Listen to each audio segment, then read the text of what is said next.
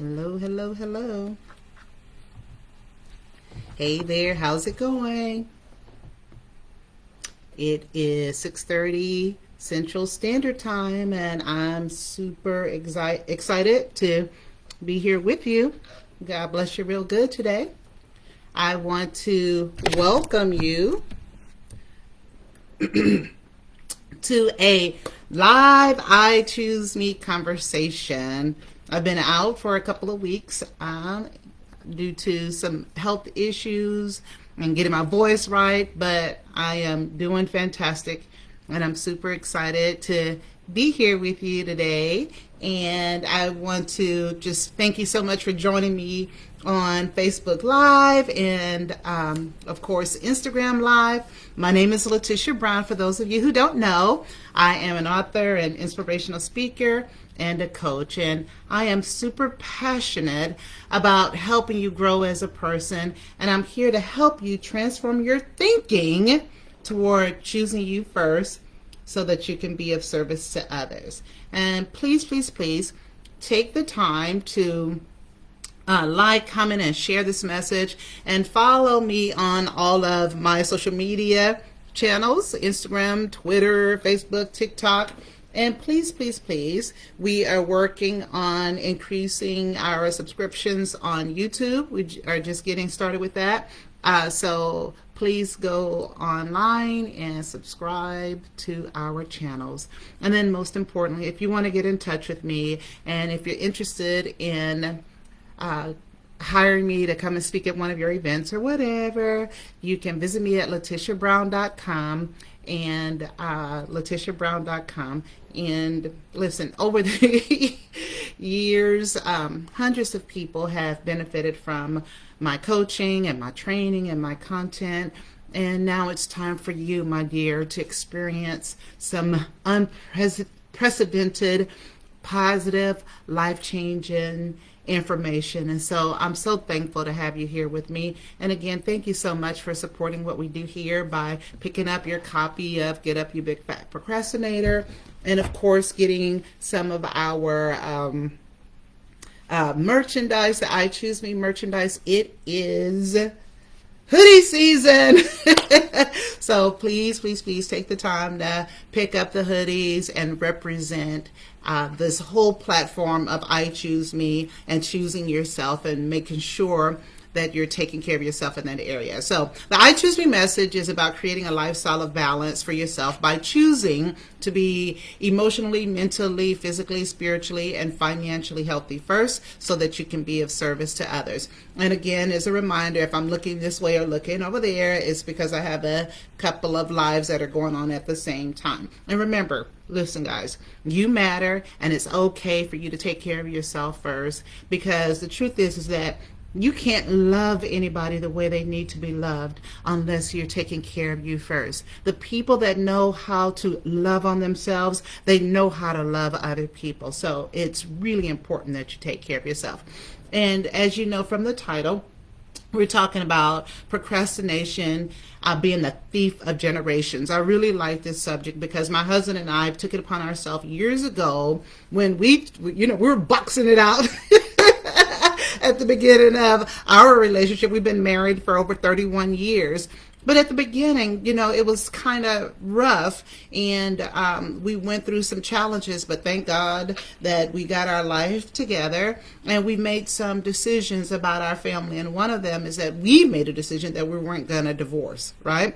We understood that there's some challenges that relationships go through, and we're going to go through them together. But what we're not going to do is divorce unless, we just made the decision together, and thankfully we were able to maintain and still love on each other after 32 years of being together, but 31 years married. And so the idea of understanding that procrastination is a thief of generations is really important to us, because we wanted to make sure that we gave our kids everything that we could so that they can be productive human beings. And then also we cared about what happened to our children's children. You understand what I'm saying? So in the book, I define procrastination as a behavior that at the very core is stimulated from a person's true lack of desire to accomplish a thing within a certain time frame.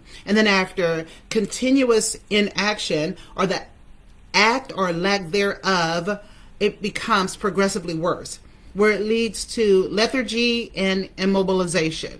So the more you procrastinate, the more you hold back on doing things that you need to do, the more lethargy steps in and immobilization. And then you don't want to do anything.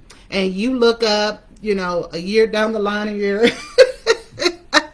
looking at that garage and it still looks the same. You decide that you're going to maybe do something with your garage and fix it all up, and you procrastinated on it, and then eventually the garage never got fixed. Or maybe you wanted to go back to school and you look up a year later and you procrastinated about it. Or the scary story that I tell sometimes of the lady who procrastinated about paying her insurance for her house, and then of course she had a fire in her house, but because she was late on paying her insurance, unfortunately, she ended up having to pay out of pocket and ask other friends and family to help her to pay for the things that were in her home that she lost.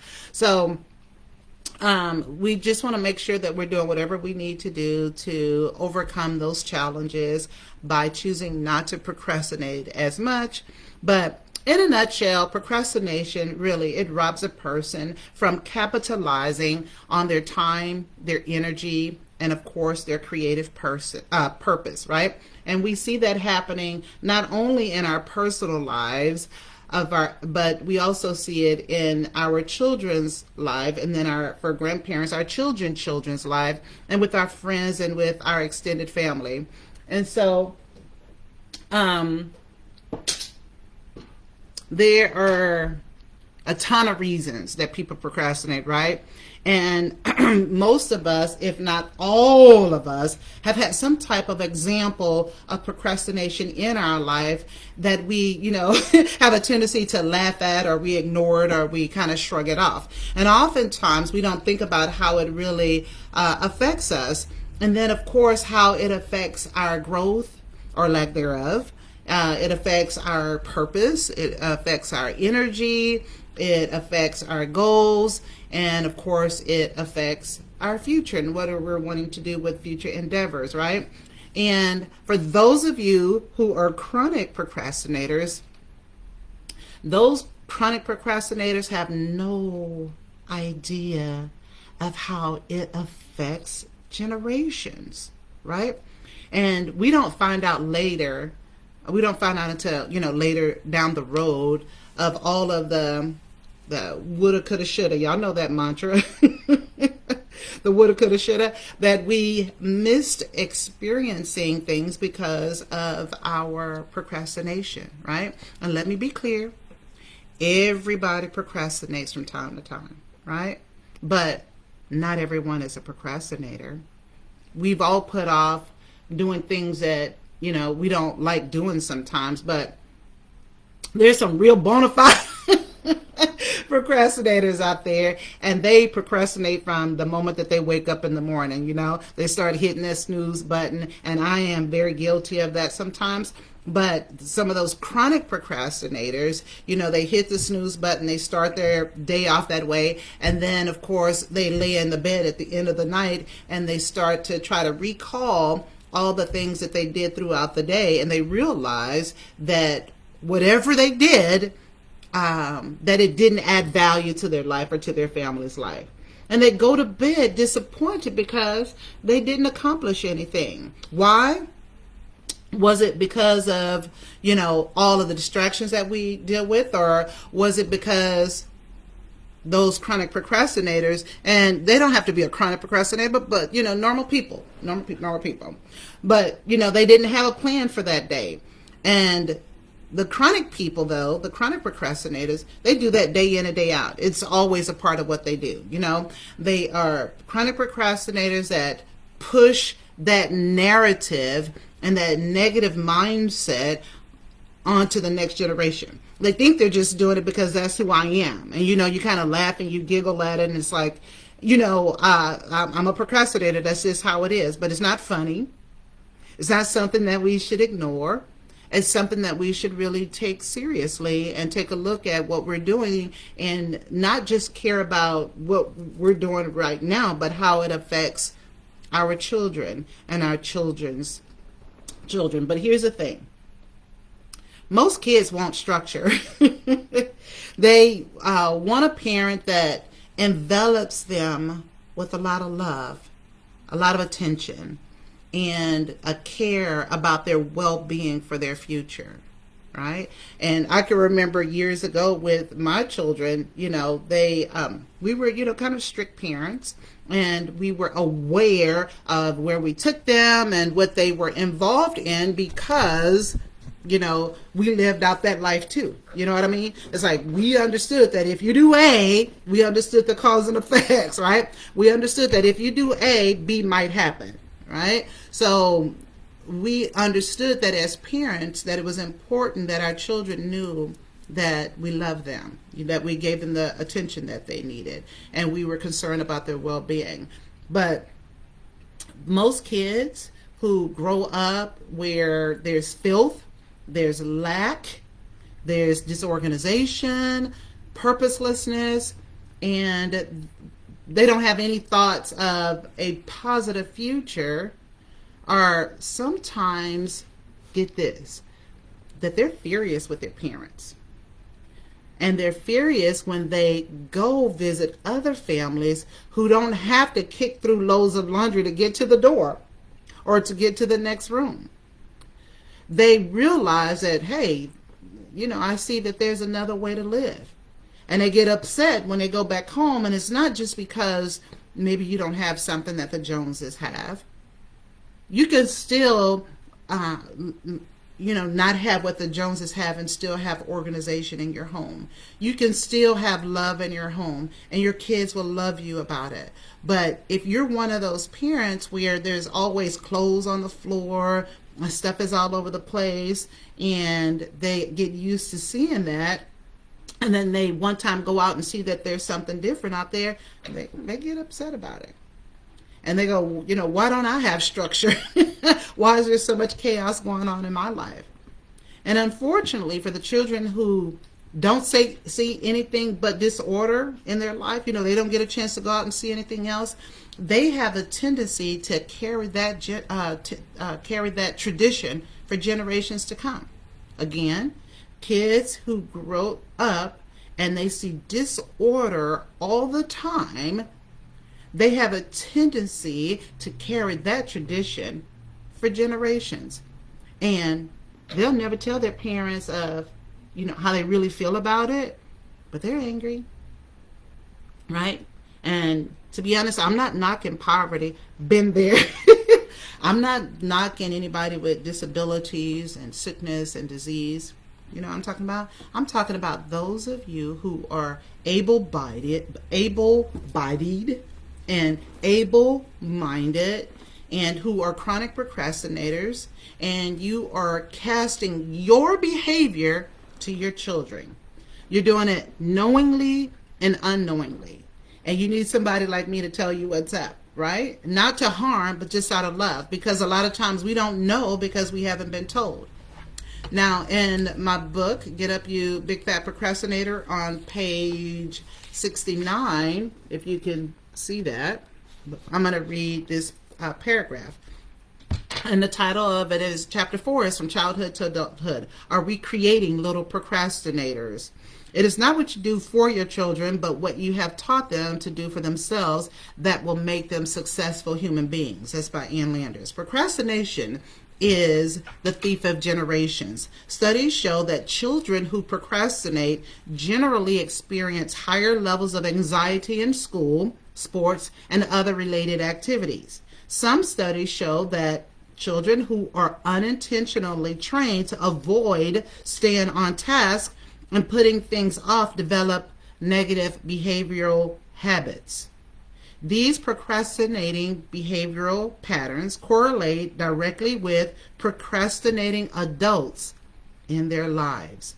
The problem is adults have learned how to cope with procrastinating, but have not realized they have molded their children to internalize the same destructive behavior and the same destructive habit. There's a strong chance that parents who are avid procrastinators will have children who become the same way. On the other hand, children who are taught how to plan, to structure, and carry out tasks effectively usually experience higher performance levels in school and have less anxiety than their peers, right? So it's important that we teach our kids good habits, right? Why do we need to teach our children good habits, right? Because number one, discipline. And discipline is not one of those things that's easily formed. It takes a lot to embrace being disciplined. But once you become disciplined, there's no limits to what you can accomplish.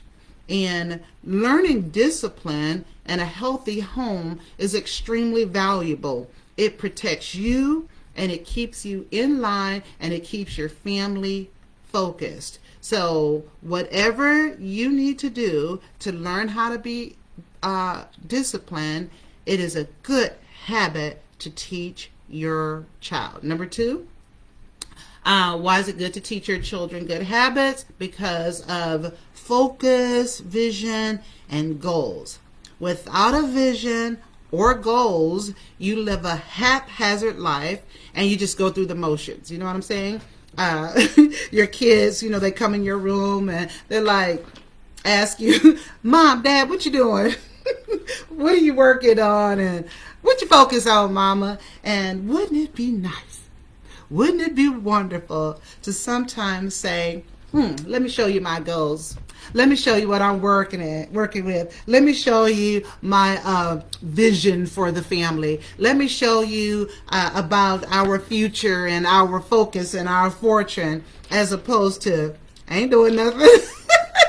I'm just over here watching videos on Twitter and TikTok and YouTube. What do you think that you're creating? What do you think that you're developing in your children when you do that? So it's important that you teach your kids good habits so that they can create goals and have a future for themselves. Number three, regarding the future, right? It's good to teach them good habits because of the future. What that does is that it helps them create a healthy and happy and prosperous future, right? When they have good habits, they can have and develop a healthy, happy, and prosperous future, especially when you teach them fantastic, healthy habits, right? And kids really, this is number four, kids love the feeling of accomplishment, right? You do too, I'm sure. Like you have created maybe a task or something that you wanted to do and you accomplished it. Maybe it's going to school, maybe it's getting a job that you wanted, maybe it's something in your home that you wanted to do, maybe it's a successful, whatever it is, right? You feel excited about that accomplishment and you want the whole world to know it, right? You ever seen kids that when they're getting potty trained and they potty for the first time, they're like, yay, mommy, I did it, and we're so excited for them. Why do they do that? Because they're created that way. We're all created that way. We're created to get excited about accomplishments, right? And so I want to encourage you, basically, just give them some tasks that will help them experience a level of accomplishment until that thing becomes a habit, like making up your bed, for instance, right? So with the children, you teach them how to make up the bed, and you go, and you do this, and they go, ah, and you do it like this, and they go, ah, and they do it, and we're all together, and then all of a sudden, everybody's excited, because we accomplished something wonderful, and then we encourage the kids to do it over and over again. And, kids have a tendency to, want to please the mommy and the daddy. So let's do it all together. Let's train them up so that they can accomplish some habits so that they want to continue doing it over and over again. And my husband, he does it to this day. He's so funny.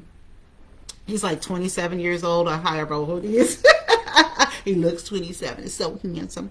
But he does that to this day. If he does something, he gets so excited, especially if he has a vision for a project or whatnot. And he's like, hey, y'all come see what I did. And we're like, let's go out there and see it. And we start high-fiving. He's like feeling all good. Because he did not put off with doing a task. He got it accomplished and did a fantastic job, and he got super excited about it. So that's what we want to do, with our children. But listen, even today, as the author of Get Up You Big Fat Procrastinator, sometimes I look within myself and I only wish that I could take some of the parenting things that I did and do it all over again, because there are so many areas that I screwed up. That's what it is. I screwed up in so many areas, and you don't know that you really are screwing up, or that you're screwed up until later on, especially if you don't have somebody coaching you, right? So that's why I'm here for you. Much love to you all. I'm here for you. I'm here to coach you through. Somebody had said something in your ear. Maybe I said one thing, two things, three things over this time together, and it's really helping you. And that's my desire for you, right? But there are 4 things that I can say that I'm most proud of for my kids, that I think will help them continue with the legacy of the family, and hopefully as they raise up their family, that their family is balanced, and they're healthy mentally, emotionally, spiritually, physically, vocationally, financially, spiritually.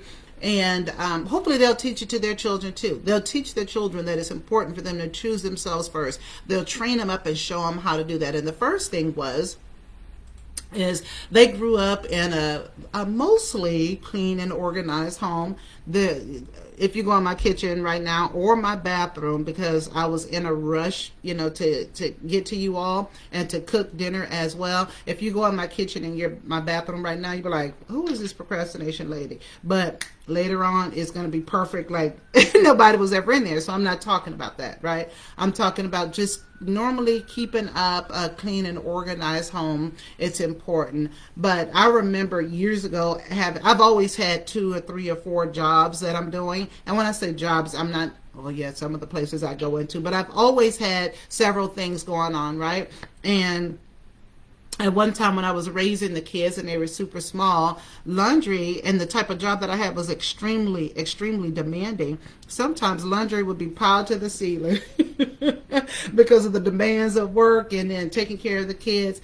But in the back of my mind, I would remember how clean and organized my mom was, right? I can remember how Sister Betty Keys kept her house in order and how she kept it beautiful. And even the pastors that I was working with, they really like to keep things clean and organized, right? But I got off course like, many of us do. I can remember with my kids and me not being as organized as I would have liked to have been. And the kids will, come to work with me and be up under, I can remember them being up under my desk and me feeding them McDonald's to keep them quiet while they do their homework, and, and eventually went to sleep while I went to work, right? I think that if I was more organized at home, I could have done a better job. So I slipped sometimes, but most of the time, the kids were in a house where it was organized and it was clean. So if you're going through stuff, trust me, I've been through it too. I understand that things get, tough sometimes, especially if you're a single parent. It's hard as heck out there to try to raise children, by yourself and not having the support system in your home to help you. And sometimes though, when your kids see organization in the home, they can go off to college and you go and visit them and their rooms look like a pigsty.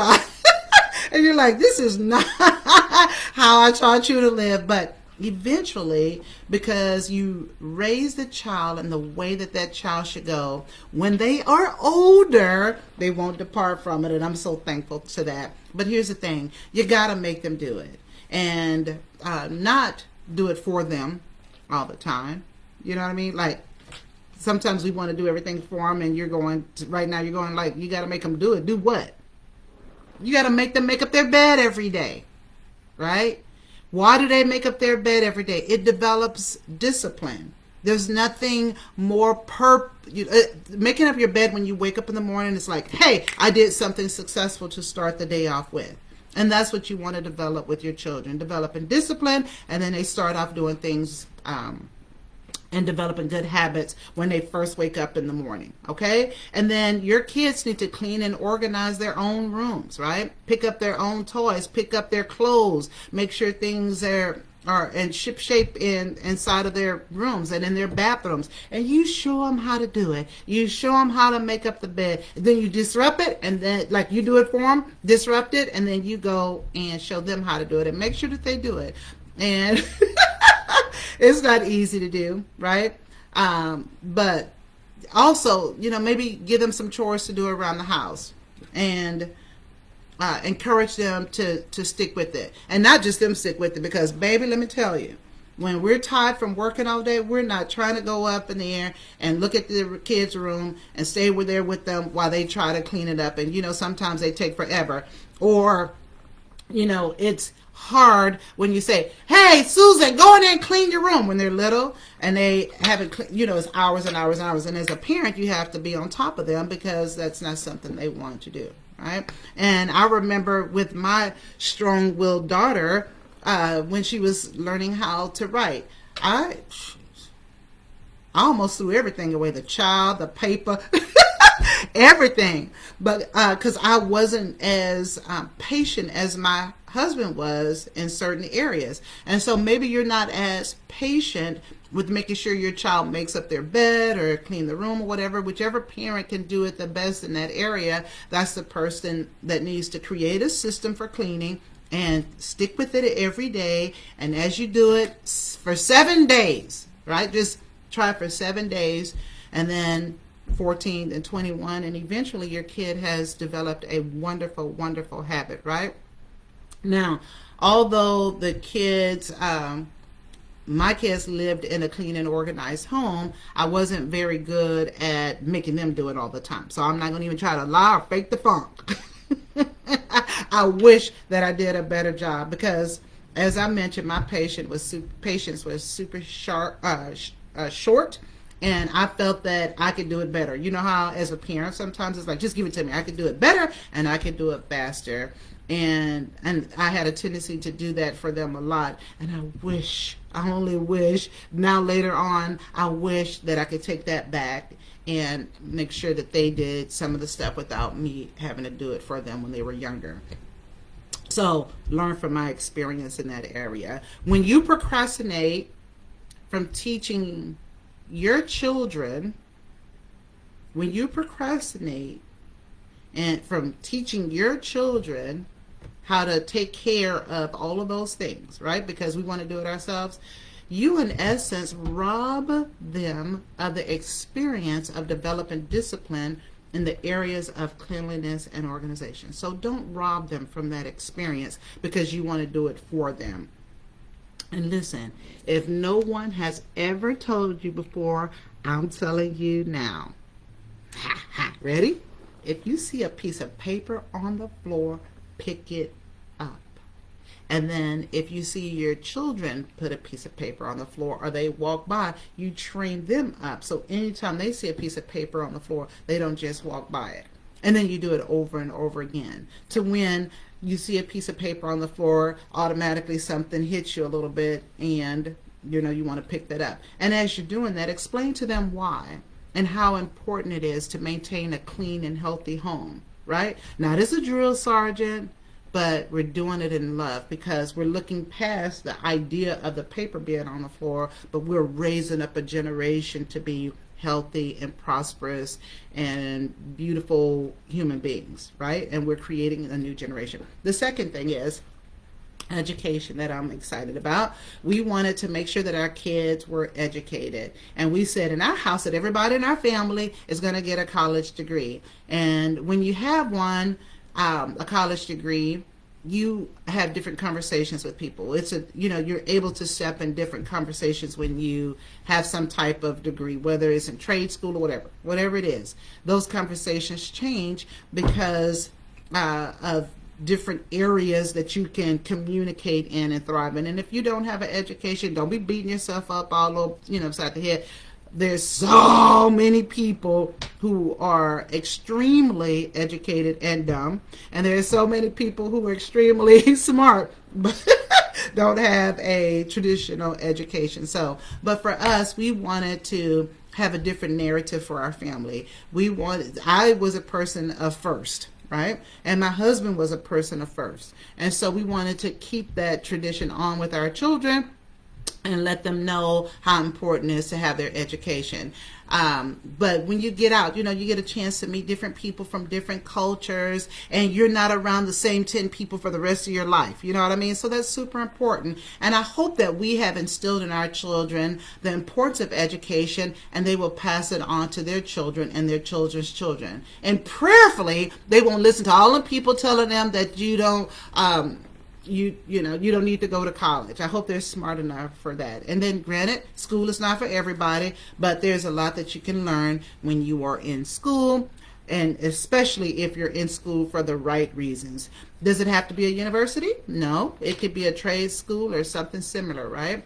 But for us, we started them young at home. We were focus on making sure that they could read early. So we got them hooked on phonics, and we were extremely disciplined on training them on the importance of reading and then reading. And we encouraged them to read a lot. And I only wish that I could have, encouraged them to read even more. Right? And I stayed in those little stores, little teacher stores, where I was buying books and other products to help them to grasp math a little bit, reading and writing. And I tried to do that, and science, I tried to do it at an early stage in their life, right? So for Zachary, he had a photographic memory, and as a student, and he did some great things, and we're super excited about his accomplishment. And I remember with Tabitha, I took her up to Klein Oak School because they had this, I think it was a baccalaureate program or something like that. And they had a great volleyball team. And so I took her up there, and I had to put it in her mind of how important it is to have to make good grades, right? And so there was a wall of all of the volleyball players up there, and it had all of their accomplishments, their accolades as students, not necessarily their athletic accomplishments. And I was like, see, Tabitha, all volleyball players make straight A's. So I had to put that in her mindset, right? So with that, she became, was on the National Honor Society in high school. She had honors when she was at Alabama for a couple of semesters. She got honors there. And of course, she was cum laude at Wichita State and got her master's degree at Rice University. Zachary has his degree in psychology. And that boy is sharp. I mean, sharp. And he has a skill set to be in any room with anybody at any time. Both of them actually are not intimidated in an academic environment post-graduation.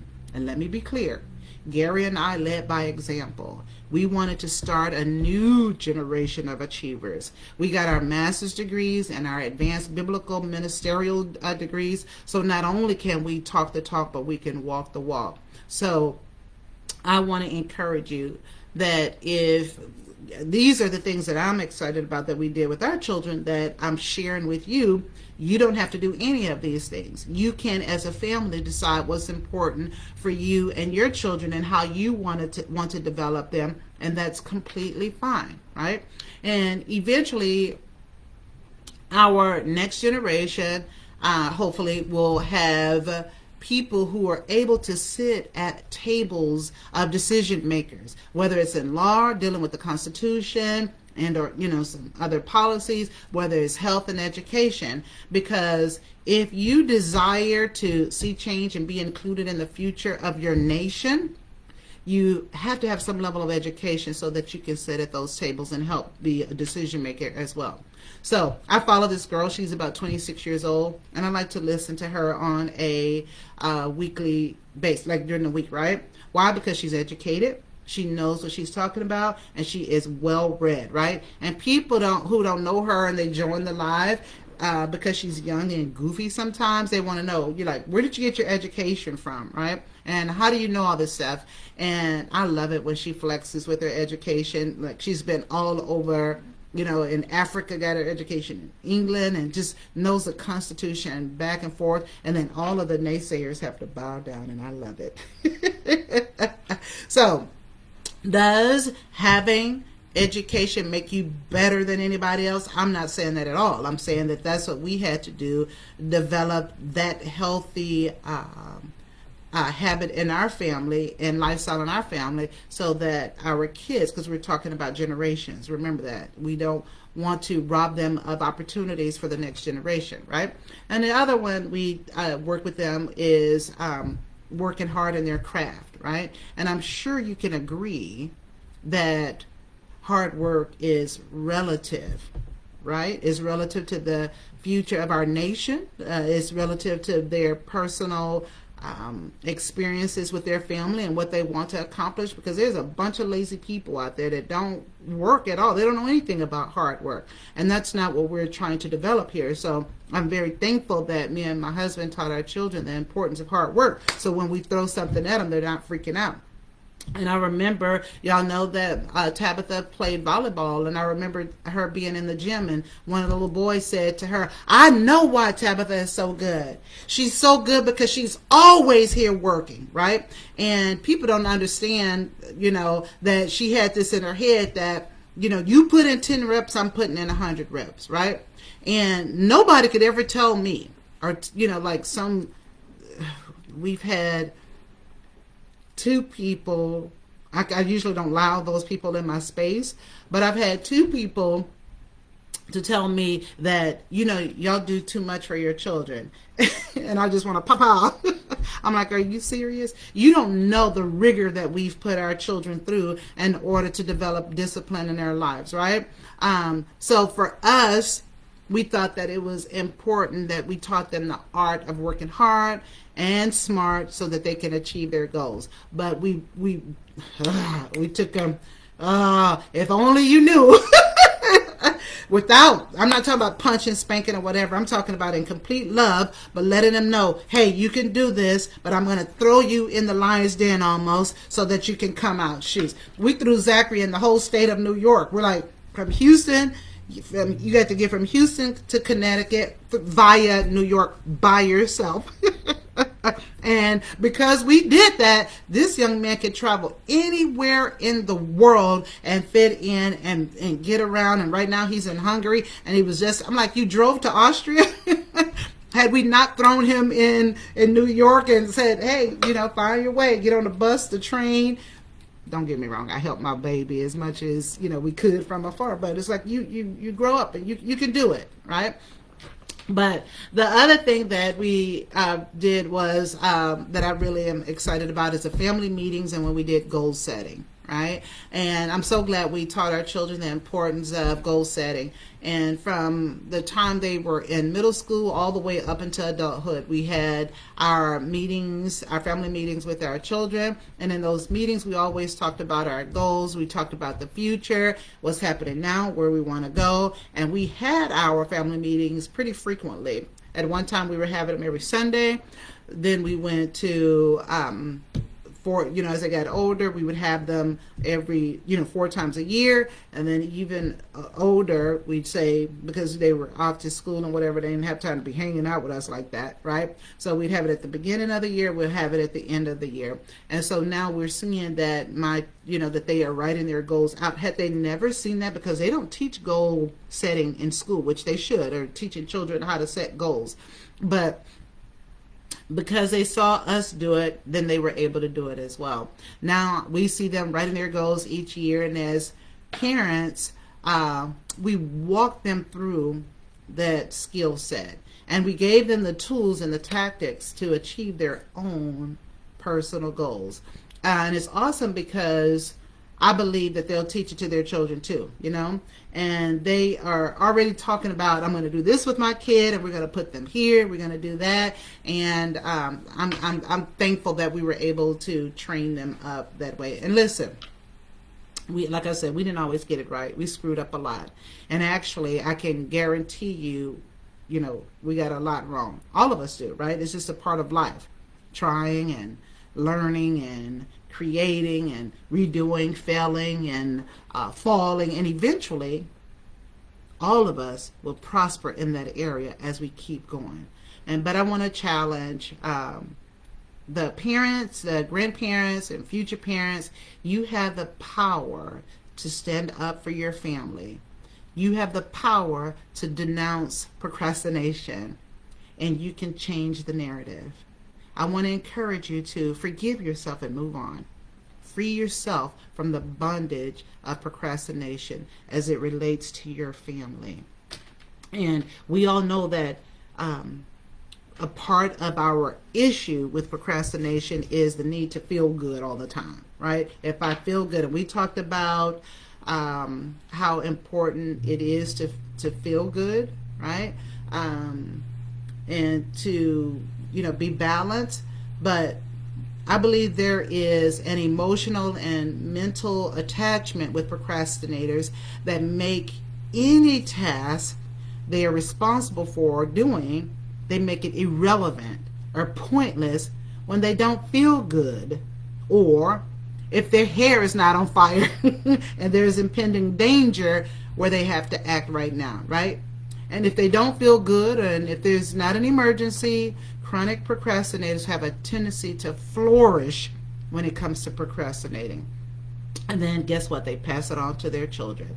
However, I believe when we start our children out early by loving them and teaching them to love themselves, right? That's important. And teaching them the whys and the benefits of discipline and the benefits of finishing, we can stop the cycle of unwarranted procrastination in our children and in our family. Why do I say unwarranted? Because people don't like the after effects of procrastinating, right? While you're in it, it may feel good, especially if that dopamine is hitting just right while we're clicking and swiping for hours on end, right? And you have to ask yourself the question, how much, do we do that, right? But nobody wants the after effects of procrastination because it can be devastating sometimes.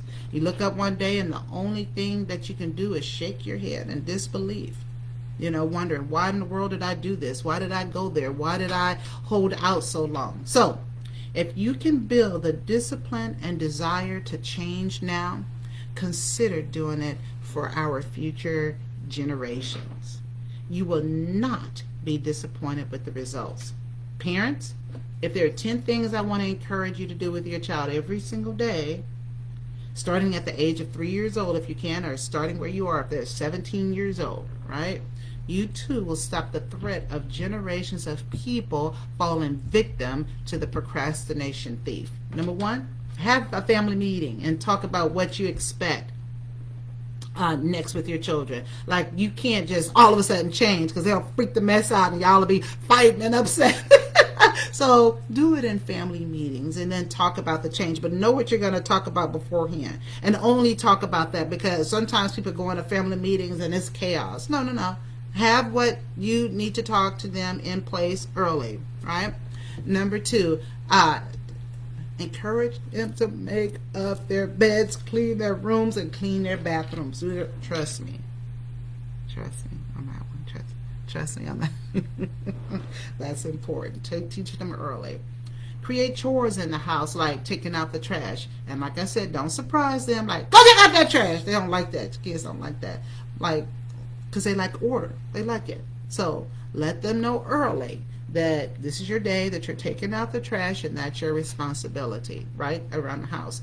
Teach them about money and how to earn it and how to save it, how to invest it, and how to give it away. And make sure that they have a clear understanding of what money is and what it's used, what the money is to be used for, right? Number 5, critical thinking skills. Teach them critical thinking skills, like understanding the perspective of others, because a lot of times, even us as adults, it's like we're just tunnel vision, and we don't understand that there's different perspectives on how we think about things, right? And it will help them in their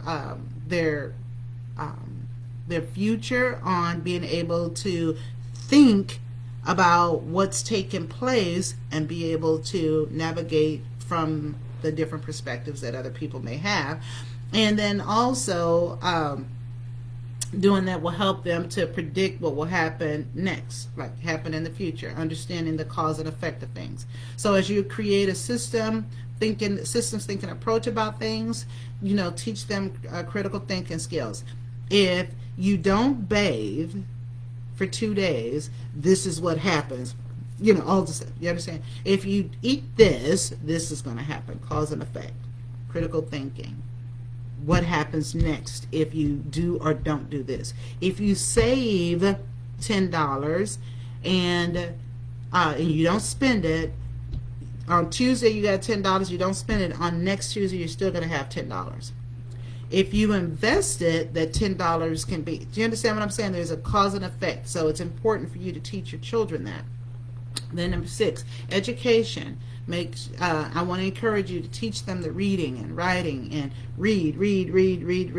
And even if it's dealing with foreign language, teaching them a foreign language or having them to learn a foreign language and learn music, educating them. And you've heard them say, like, if you want to hide something from a certain group of people, put it in a book because they don't read. So let's change that narrative, right? And make sure that our kids are reading and they have a passion for reading and a passion for learning, right? Number 7, healthy eating and cooking habits. It helps for kids that maybe have ADHD, dealing with obesity, maybe they're hungry. Healthy eating habits is important, and teaching them how to eat healthy is important. Another one, number 8, teach them how to dress nice and to be clean. Right?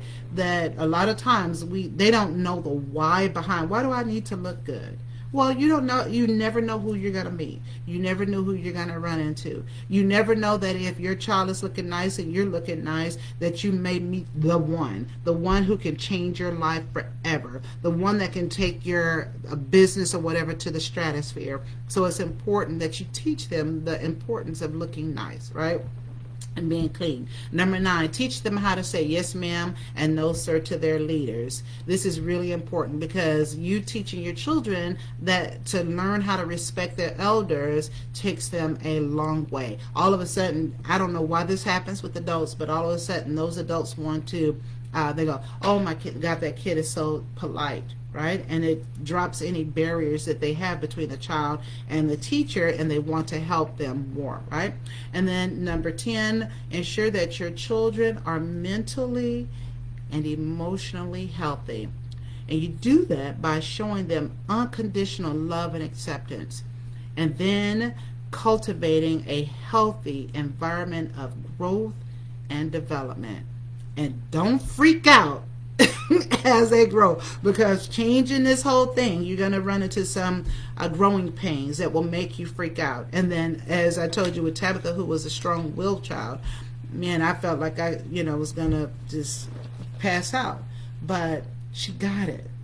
She's beautiful, and she's teaching me, like, how did that happen? She's training me, and the tables have turned a little bit, and I love it so much. So don't freak out as they grow up. It's a part of the process. You just smile. It's like, oh, they're supposed to be, oh, they're doing exactly what they're supposed to be at that time. So remember, your contribution to future generations is critical, beloved. Put your focus on becoming the best version of who you are yourself, choosing you first. And as you choose you first in the areas that we talk about all the time, you will rewrite history, recreate narratives, raise amazing human beings that prayerfully will carry that same energy into future generations.